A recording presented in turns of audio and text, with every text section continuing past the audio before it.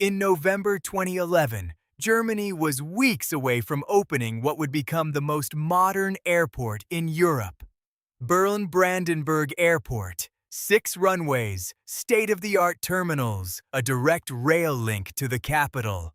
The ribbon-cutting ceremony was scheduled, airlines had printed new route maps, and then, 3 weeks before launch, engineers discovered something in the fire safety system that would force Germany to make an admission no developed nation wants to make.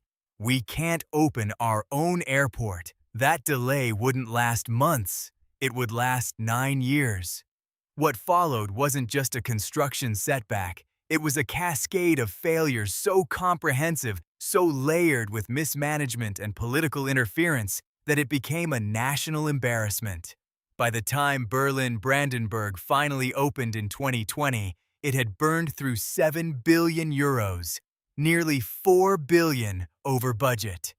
The project had cycled through 4 different airport CEOs, and investigators had uncovered a web of contracts, political deals, and engineering disasters that seemed almost designed to fail.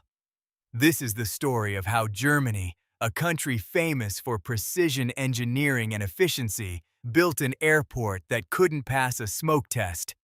How a project meant to symbolize reunified Berlin instead became a monument to bureaucratic dysfunction. And how every attempt to fix the problem only revealed another layer of catastrophic decisions underneath. By the end, you'll understand why this wasn't just about construction delays or cost overruns. It was about what happens when political ambition, corporate corruption, and engineering hubris collide on a project with stakes too high to cancel but too broken to finish. And the final cost? It's not just measured in billions. It's measured in what Germany could have built instead. To understand where this actually began, you have to go back not to 2011, but decades earlier, when Berlin was still a divided city and Germany was planning for a future it couldn't yet imagine. Here's what we're going to cover: how a fatal decision to skip hiring experts doomed the project from day one, why contractors were actually rewarded for delays, the whistleblower who revealed engineers were solving the wrong problem for 6 years, and the roof design so catastrophic it's now taught in engineering schools. Stay until the end, because the 7 billion euros Germany wasted tells you exactly what's broken in infrastructure projects everywhere. In 1990, when the Berlin Wall fell and Germany reunified, the city inherited a peculiar aviation problem. It had 3 airports, Tegel and Tempelhof in the west, Schönefeld in the east, none of them designed to serve a unified capital. Tempelhof was historic but landlocked, its runways too short for modern jets. Tegel was functional but aging, built as a temporary solution during the Cold War. Schönefeld was Soviet-era infrastructure, outdated the moment the wall came down. The solution seemed obvious: build a new airport. One modern facility that could handle Berlin's growing traffic, serve as a hub for reunified Germany, and compete with Frankfurt and Munich for international connectivity. The location was equally obvious: expand Schönefeld, which already had the land and was far enough from residential areas to allow for growth. In 1996, the decision was formalized. Berlin Brandenburg Airport would be built on the site of Schönefeld, incorporating one of its existing runways and adding new terminals, a second runway, and rail connections. The budget was set at 2 billion euros. The opening date, October 2011. But even before construction began, the project was compromised by a decision that would haunt it for decades. Germany's federal structure meant the airport would be jointly owned by 3 separate governments: the federal government, the state of Brandenburg, and the city-state of Berlin. Each had veto power, each had political interests, and none of them could agree on who was actually in charge. This ownership structure created a supervisory board with 14 members, representing unions, regional politicians, and federal interests. Every major decision required consensus from stakeholders with conflicting priorities. Berlin wanted cost control. Brandenburg wanted local jobs. The federal government wanted international prestige. And the airlines, who would actually use the airport, had almost no say. In 2004, construction officially began, but the design wasn't finished. The terminal layout was still being revised. The fire safety systems hadn't been fully specified, and the contracting process was already showing cracks. Here's where the first major failure occurred, one that would ripple through every subsequent phase. Instead of hiring a single experienced construction management firm to oversee the project, the supervisory board decided to save money by managing it themselves. They created a small in-house team at the airport company, most of whom had never built an airport before, and tasked them with coordinating hundreds of subcontractors. This decision was driven by politics, not engineering.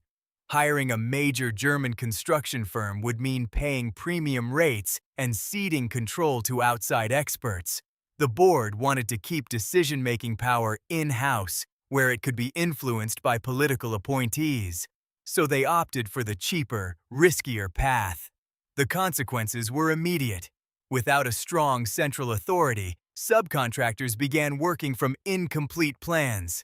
Changes to the design mid-construction became routine, forcing contractors to redo work or pause while waiting for clarification. And because the airport company lacked the expertise to catch errors early, mistakes compounded. That decision to save $100 million in consulting fees was only the beginning. Because what was being installed underground, hidden in cables and conduits that no one was properly checking, would become a disaster that made those savings look like pennies. By 2010, the terminal building was taking shape. From the outside, it looked impressive. Glass facades, sweeping curves, modern architecture meant to symbolize Germany's engineering prowess. Airlines were finalizing gate assignments. The airport company was hiring staff, and the October 2011 opening was being marketed across Europe. Then, in May 2011, 3 weeks before the scheduled ribbon cutting, an inspector tested the fire safety system. Specifically, the smoke extraction system, which is critical in any large public building but absolutely essential in an airport where thousands of people might need to evacuate simultaneously. The system failed, not partially, completely. Smoke filled the terminal during the test and had nowhere to go. The extraction fans, which were supposed to activate automatically and vent smoke outside, either didn't turn on or didn't work. In some sections, they actually blew smoke back into occupied areas, the opposite of their intended function. Engineers dug into the problem and discovered something staggering. The smoke extraction system had been installed incorrectly throughout the entire terminal.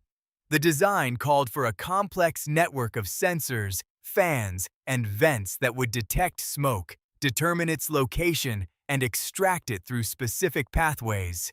But the wiring was wrong. The sensors weren't connected properly. The control software didn't match the physical layout. And in some areas, the contractors had installed entirely different equipment than specified, simply because it was cheaper or more readily available. This wasn't a minor defect. This was a system-wide failure that affected nearly every public area of the terminal. Fixing it would require ripping out ceilings, rewiring vast sections of the building, and reconfiguring software across thousands of endpoints. On May 8, 2012, just weeks before the planned opening, the airport company made the announcement. Berlin Brandenburg would not open on time. No new date was provided. The project was indefinitely delayed. The political fallout was immediate. The CEO of the airport company resigned or was forced out, depending on who you ask. Berlin's mayor faced calls to step down, And the German media, which had largely ignored the project's earlier problems, now descended with investigative fury. What they found was worse than anyone expected, because the fire safety failure wasn't an isolated incident. It was a symptom of systemic mismanagement that had infected every aspect of the project. And at the center of it all was a web of contracts that seemed almost designed to obscure accountability. Construction contracts on a major infrastructure project are supposed to work a certain way. Typically, you have a general contractor or construction manager who holds overall responsibility. They hire subcontractors for specialized work, electrical, plumbing, steelwork, and coordinate schedules so everything fits together. If something goes wrong, there's a clear chain of accountability. The general contractor answers to the client. Berlin Brandenburg didn't work that way. Instead of one general contractor, the airport company hired more than 60 primary contractors, each responsible for different pieces. One company handled structural steel, another did electrical, another handled baggage systems, another managed elevators, and the airport's small in-house team was supposed to coordinate all of them. This fragmentation had several effects, all of them bad. First, it made accountability nearly impossible. When the fire system failed, who was responsible? The company that installed the sensors, the one that ran the wiring, the software firm that programmed the controls, the architecture firm that designed the layout. Everyone pointed fingers, and the airport company lacked the expertise to assign blame. Second, it created perverse incentives. Contractors knew that if they installed something incorrectly, the airport company probably wouldn't notice until much later, at which point the contractor could claim the error was due to unclear specifications or changes made by someone else. Fixing the mistake would then require a new contract, generating additional revenue. Third, it destroyed any coherent schedule. Electrical work depends on structural work being complete. Fire systems depend on electrical infrastructure. But with no single authority coordinating, contractors would show up to find their area wasn't ready, leave, and bill for the wasted time. Delays cascaded. Investigators later discovered that some contracts included provisions that actually rewarded delays. If a contractor's work was postponed due to issues elsewhere on the site, they could bill the airport company for standby time at rates higher than their normal labor costs. Some contractors allegedly dragged out work intentionally, knowing they'd be paid either way. And then there was the change order problem. Every time the design was modified mid-construction, and it was modified constantly, contractors could submit change orders requesting additional payment. The airport company, lacking expertise and desperate to keep work moving, often approved these without proper review. By 2014, the project had processed over 30,000 change orders, many of them for work that should have been included in the original contracts. One example, the baggage handling system. The original design called for a relatively simple automated system to move luggage from check-in to planes. But mid-construction, the airport company decided to upgrade to a more advanced system that could handle more volume and integrate with new security screening technology. This sounds reasonable, future-proofing the airport. But the decision was made after the foundation and structural elements were already built. The new system required different spatial layouts, more power, and additional support structures. Contractors had to tear out recently completed work and rebuild. The cost ballooned from 150 million euros to over 500 million. And because the change was ordered by the airport company, not an error by contractors, the airport had to pay for all of it. This is where it gets darker. Investigators later found evidence that some of these mid-construction upgrades were pushed by politicians and board members with connections to specific contractors. If you're on the supervisory board and you know a design change will generate lucrative contracts for companies in your district or companies that donate to your party, you have an incentive to push for that change, even if it blows up the budget. One board member, later forced to resign, had ties to a consulting firm that was hired to review the baggage system redesign. That firm billed millions in fees and recommended further upgrades, which generated more contracts for companies in the board member's political network. This wasn't necessarily illegal. Germany's procurement laws have loopholes, but it was deeply corrupt in spirit. By 2014, the project had burned through its original €2 billion budget and was projected to cost at least €5 billion. The opening date had been pushed back 3 times, and no one could confidently say when the airport would actually be ready.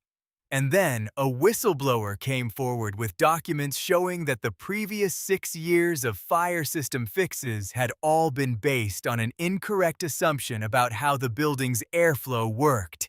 The engineers had been solving the wrong problem. That revelation alone would have been devastating enough.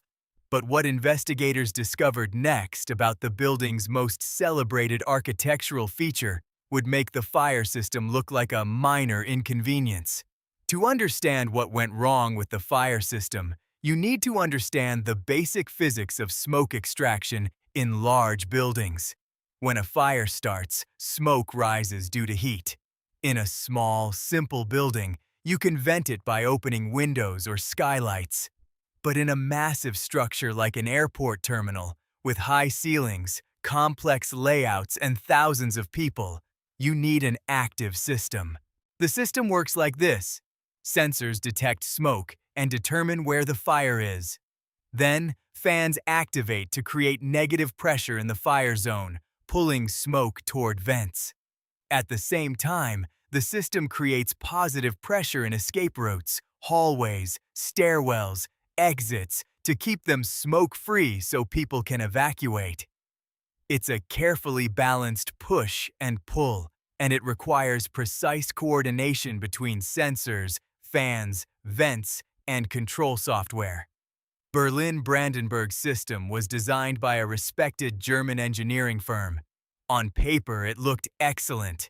State-of-the-art sensors, high-capacity fans, redundant controls. But the design assumed certain things about how air would move through the terminal. Specifically, it assumed that the building's geometry would naturally channel smoke in predictable directions, which the fans would then reinforce. That assumption was wrong. The terminal's actual geometry, with its open-plan layout, multiple levels, and large atriums, created unpredictable airflows. Smoke didn't move where the designers expected, and because the system was optimized for the expected airflow, it failed when faced with reality. But here's the critical part. This discrepancy should have been caught during commissioning, the phase where you test systems under real-world conditions before opening. Commissioning for a smoke extraction system involves setting controlled fires, releasing smoke, and verifying that the system performs as designed. Berlin Brandenburg skipped proper commissioning. Or rather, they attempted it so late in the process and under so much political pressure to open that when problems appeared, there was no time to fix them properly. The May 2011 test, 3 weeks before opening, was supposed to be a formality. Instead, it revealed catastrophic failures. After the delay, engineers tried to fix the system. They rewired sensors, they recalibrated fans, they updated software, and they tested again. It still didn't work. In 2013, a new team of engineers was brought in to audit the entire system. Their report, leaked to the press in 2014, was devastating. The system wasn't just poorly installed. It was fundamentally unworkable given the building's design. Fixing it would require either massive structural changes to the terminal or a complete redesign of the smoke extraction approach. The supervisory board chose the redesign. But this created a new problem. German building codes had been updated since the original design was approved. The new system would have to comply with current codes, which were stricter. This triggered a fresh round of regulatory approvals, engineering studies, and contractor negotiations. This is where the whistleblowers' documents come in. In 2015, an engineer who'd worked on the redesign came forward with internal communications showing that the project team knew the redesign wouldn't fully solve the problem either. The new system would work better than the old one, but still wouldn't meet the performance standards required for an airport of this size. The solution? Boom, lower the standards. The airport company, with support from Berlin's government, lobbied federal regulators to grant exemptions. They argued that the terminal's other safety features, sprinklers, fireproof materials, wide exits, compensated for the smoke system's limitations. After years of negotiation, the regulators agreed to a compromise. The airport could open with a smoke extraction system that didn't meet the original specs, provided they implemented additional manual safety protocols. This meant hiring extra staff to monitor fire alarms, installing more manual override controls, and accepting that in the event of a real fire, evacuation would rely more on human intervention than automated systems. This decision was never publicly explained. The airport company simply announced, in 2016, that the fire system issues were resolved. The media, exhausted by years of delays, mostly took them at their word. But the cost of this resolution? Over 500 million euros spent on a system that still doesn't work as originally intended, and an airport that, when it finally opened, had fire safety protocols that required more manual labor than any comparable modern airport in Europe. By 2017, the opening date had been pushed to 2020. The budget was now officially 7 billion euros, and the public's faith in the project had evaporated entirely. Opinion polls showed that a majority of Berliners believed the airport would never open, or if it did, would immediately face new problems requiring closure. They weren't entirely wrong, because even as the fire system was being fixed, other disasters were unfolding across the site. And one of them involved a design decision so bafflingly short-sighted that it's still studied in engineering schools as an example of how not to build infrastructure: the roof. Specifically, Terminal 1's roof, which covers approximately 360,000 square meters and was designed to be one of the airport's signature features. It's a sweeping structure with curved supports, natural lighting, and integrated solar panels. Architecturally, it's impressive. Structurally, it's a disaster. The roof was designed before the terminal's interior layout was finalized. That's not inherently a problem. You can design a roof independently if you know the building's dimensions and load requirements. But Berlin Brandenburg's architects didn't wait for load requirements. They designed a roof that looked good and assumed the interior could be built to match. It couldn't. When engineers started planning the terminal's interior systems, HVAC, electrical, plumbing, they discovered that the roof's support structure didn't leave enough space for the necessary ducts and conduits. The architectural vision had created a building where the guts didn't fit inside the skin. The solution was to lower the ceilings in many areas, creating room for infrastructure above. But this created a cascade of new problems. Lower ceilings meant less space for smoke to rise, making the fire safety system's job even harder. It meant less natural light, so more artificial lighting was needed, increasing electrical load. And it meant that many of the terminal's grand, open spaces, the ones featured in promotional materials, had to be redesigned with lower, more cramped ceilings. In some areas, they couldn't lower the ceilings without violating accessibility regulations or airline operational requirements. So instead, They rerouted infrastructure along exterior walls or underground. This added hundreds of kilometers of additional wiring and ductwork, all of which had to be installed in spaces not designed for it. The cost of these roof-related modifications exceeded 300 million euros, and the timeline impact was even worse. Every redesign required new permits, new contractor bids, and new coordination with other systems. Work that was supposed to take months stretched into years. The truly maddening part, none of this was secret. By 2008, well before construction was complete, engineers had identified the roof as a critical design flaw. Internal reports recommended either redesigning the roof or accepting major compromises elsewhere in the building. The supervisory board did nothing.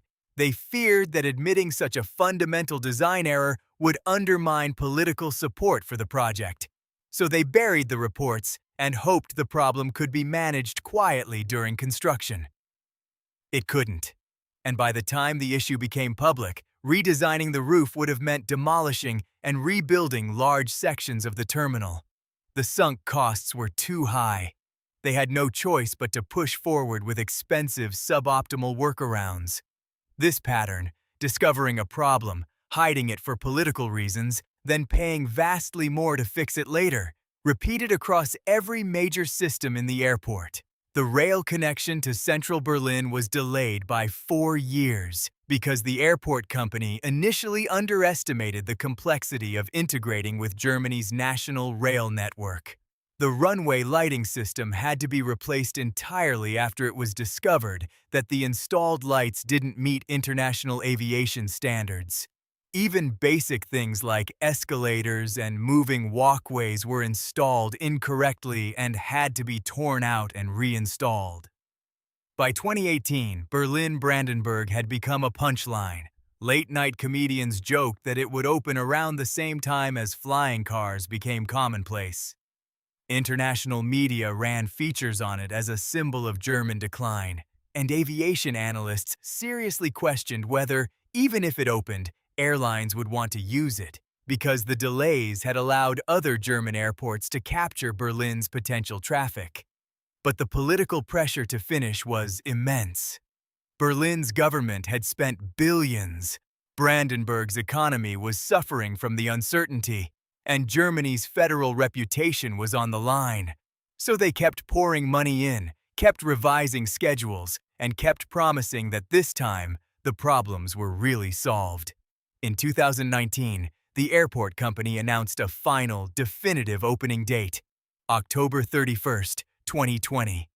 They promised that every system had been tested, every contractor had finished, every permit had been secured. This time was different. And then, in early 2020, COVID-19 hit. Air traffic across Europe collapsed.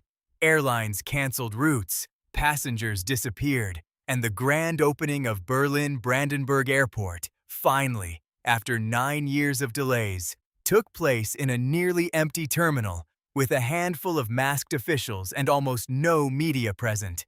The timing was almost poetic. An airport that had struggled for a decade to open did so at the exact moment when no one wanted to fly. So what actually went wrong? Not just the technical failures, we've covered those, but the deeper structural causes. Why did Germany, a country with world-class engineering and efficient bureaucracy, fail so spectacularly at building an airport? The answer isn't one thing. It's a combination of factors, each reinforcing the others, creating a system almost designed to fail. The ownership structure doomed the project from the start. Having 3 separate governments, federal, state, and city, jointly own the airport meant every decision required political consensus. This is fine when everyone agrees, but catastrophic when they don't. And in a democracy where different parties control different governments, agreement was rare. Decisions that should have taken weeks took months or years as each government jockeyed for political advantage. Then there was the false economy of in-house management. By choosing to manage construction themselves rather than hiring an experienced firm, the airport company saved perhaps 100 million euros in consulting fees. That decision cost them billions in mistakes, delays, and contractor overruns. Exactly the kind of penny-wise, pound-foolish thinking that happens when politicians want to claim they're controlling costs even as the project spirals out of control. The contracting fragmentation made everything worse. Splitting the work among dozens of contractors created complexity that no one could manage. It also created opportunities for corruption, as contractors could game the system and politicians could steer work to favored firms. A single general contractor would have had incentives to finish on time and on budget. 60 contractors had incentives to drag things out and maximize change orders. The lack of expertise compounded every other problem. Major airports are usually built by companies or agencies that have built airports before. They know what works, what doesn't, and how to avoid common mistakes. Berlin Brandenburg was managed by people whose previous experience was running existing airports, not building new ones. They didn't know what they didn't know, and by the time they figured it out, it was too late.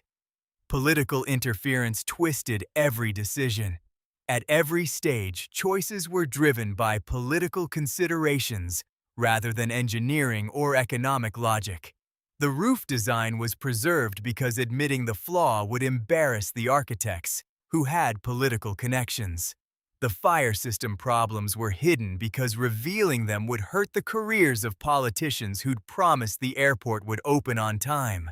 Contractors with political ties got favorable treatment, and the supervisory board, packed with political appointees, prioritized optics over outcomes.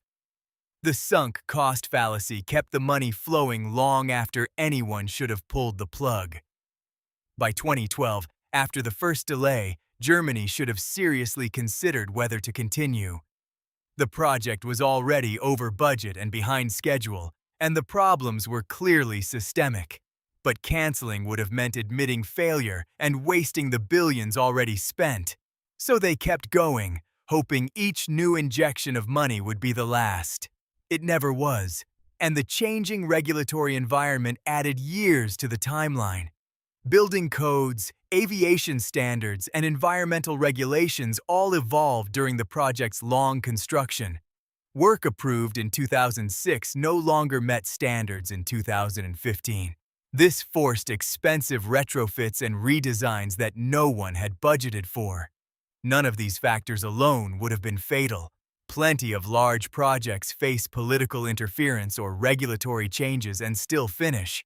But in combination, they created a perfect storm of dysfunction. And the human cost? Beyond the money, beyond the delays, there were real consequences. Airlines that had planned to make Berlin a hub chose Frankfurt or Munich instead. Thousands of airport workers were hired, laid off, rehired, and left in limbo for years. The construction delays drained resources from other infrastructure projects across Berlin and Brandenburg, and Germany's reputation for engineering excellence took a hit that will take decades to recover. When Berlin Brandenburg finally opened in October 2020, it was technically a success. The terminal worked. Planes landed and took off. Passengers moved through security. The fire system, flawed as it was, passed regulatory approval, but it opened to a world that didn't need it. COVID had devastated air travel, and it would take years to recover. The grand vision of Berlin as a major European aviation hub was dead. The airport that was supposed to handle 27 million passengers in its first year handled barely 6 million. And the final cost? 7 billion euros, nearly 4 billion over budget. To put that in perspective, Germany could have built 3 modern research hospitals with that money, or renovated 10,000 kilometers of rail infrastructure, or funded its entire renewable energy subsidy program for 2 years. Instead, they got an airport.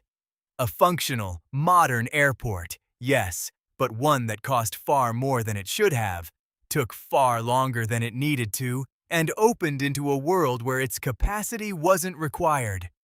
Berlin Brandenburg Airport is now operational. It works. By most measures, it's a decent airport. Not exceptional, not terrible. Passengers seem satisfied, airlines use it. The systems, after billions in fixes, function. But it stands as a monument to what happens when ambition isn't matched by competence. When political considerations override engineering reality, when short-term thinking drives long-term projects, and when the people in charge lack the expertise, the accountability, or the humility to admit when something's gone wrong. Germany learned a painful lesson. Other countries should pay attention, because the forces that broke Berlin Brandenburg, political fragmentation, contractor gaming, regulatory complexity, sunk cost thinking, exist everywhere. Infrastructure projects around the world face similar pressures. The question is whether we'll learn from Germany's mistakes or repeat them. The answer, unfortunately, will probably be decided not by engineers or economists, but by politicians who care more about ribbon cuttings than reality. Pick any major infrastructure project in your country right now, the one that's over budget, behind schedule, managed by committee. Count how many of these 7 failures apply. Because Berlin Brandenburg wasn't a German problem, it was a preview.